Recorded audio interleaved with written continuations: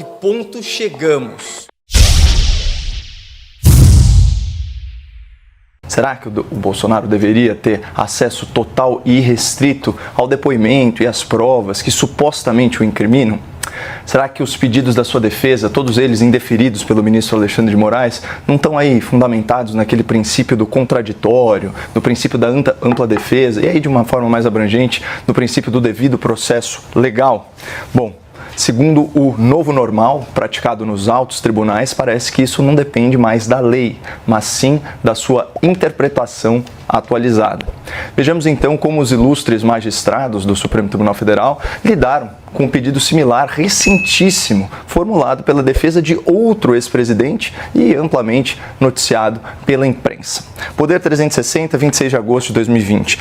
STF concede a Lula amplo acesso à delação de Palocci. Ministros citam direito de defesa. Leio aqui. Ministra Carmen Lúcia argumentou que a Justiça tem o sigilo de delações como regra, mas este não tem caráter absoluto e, evidentemente, tem que ser interpretado.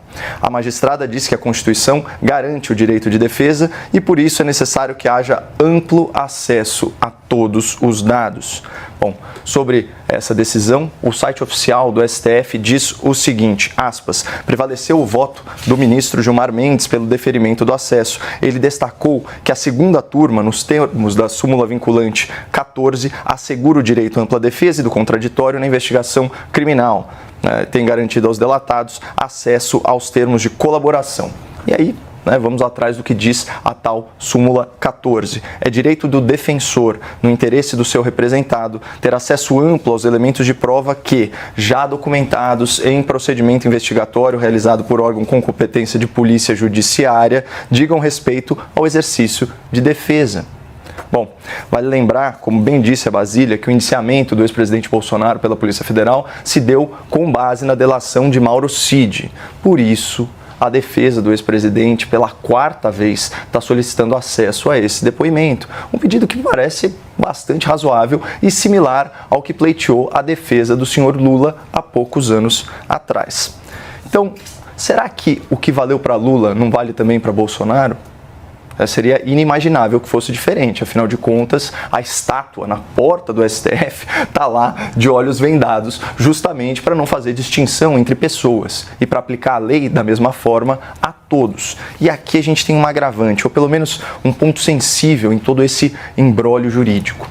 A defesa do ex-presidente Bolsonaro solicita, e não sem razão, aspas, registro audiovisual integral de todos os atos da referida colaboração premiada, inclusive das negociações e depoimentos prévios à celebração e homologação do acordo.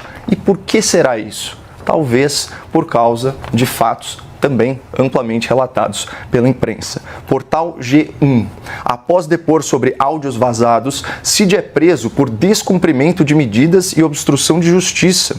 Revista Veja divulgou gravações em que o militar relata ter sido pressionado durante depoimentos à Polícia Federal. Ele também faz críticas a Alexandre de Moraes, do STF. Nossa, mas qual seria aí o teor desses áudios? Eu praticamente não vi quase nada sobre eles na grande mídia. Eu pesquisei e separei dois trechos mais leves aqui para o nosso telespectador. Aspas. Eles, isso é o Mauro Cid falando, eles, Polícia Federal e Supremo, estão com uma narrativa pronta. Eles não queriam saber a verdade, eles queriam só que eu confirmasse a narrativa deles. Fecha aspas. Segundo trecho. O Alexandre de Moraes é a lei. Ele prende, ele solta, quando ele quiser, como ele quiser. Com Ministério Público, sem Ministério Público, com acusação, sem acusação. Fecha aspas. Eu sei que assusta um pouco, pessoal, mas vamos lembrar que falar até papagaio fala, né? E, querendo ou não, ele estava só desabafando com um amigo. Só que, para piorar as coisas, coincidentemente, o Mauro Cid, como nós vimos, foi preso logo depois desse vazamento e, segundo matéria aqui do Globo, o Supremo não detalhou quais medidas cautelares foram descumpridas para justificar aí essa súbita e inesperada prisão preventiva. Mas esse não é o ponto. A real é a seguinte. Considerando aí a jurisprudência da Corte, as decisões favoráveis ao Lula em um caso quase idêntico e esses áudios do Mauro Cid sugerindo que houve coação da Polícia Federal e fabricação de provas, talvez fosse melhor interpretar a lei de forma a assegurar a ampla defesa ao ex-presidente Bolsonaro. Afinal de contas, o objetivo de todo mundo é apurar a verdade. Ou será que eu sou muito ingênuo?